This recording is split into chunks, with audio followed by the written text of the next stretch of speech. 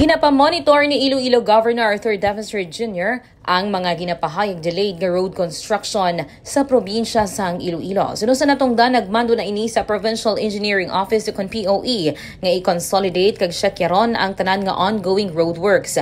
Dugang pa ni Defensor dapat nga ipatawag sang POE ang kontraktor sa mga delayed nga proyekto agod nga marimay kag magpa-comply. Yeah, we do. Ina-monitor na natin. Kung may problema, ginapatawag nato na sila. Mga delays. Delays really happen. It's either you, kung mag-delay ka, you pay damages. Pero importante sa mga delay nga na, kung may arara, mapatawag mo lang kung matap na para mabalaan mo kung nga. Kasi may mga delay man kayo ang katabo. Lima ba weather, may mga delay man nga tungkol sa tiyumpo, may mga musini na may bantayan mo ng delay nga. Bakit tanan nga delay ginabantayan? Importante nga monitor mo kag mapatawag mo sila. Nahibaluan nga mapatigayon sa joint committee hearing ang sangguniang panalawigan angot sa mga delayed nga road project sa probinsya sang Iloilo.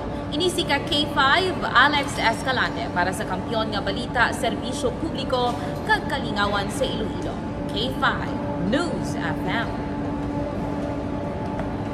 This news is brought to you by, do you feel tired all the time? Do you have frequent infections? Do you have always cold? It's a sign of low immune system. Boost your immune system with Clinica D3 Bio, antibacterial, natural antioxidant, immune system booster. Clinica D3 Bio has vitamin D3, lauric acid, and monolurine to fight against all viruses. Try Clinica Vitamin D3 with Coccus nocifera.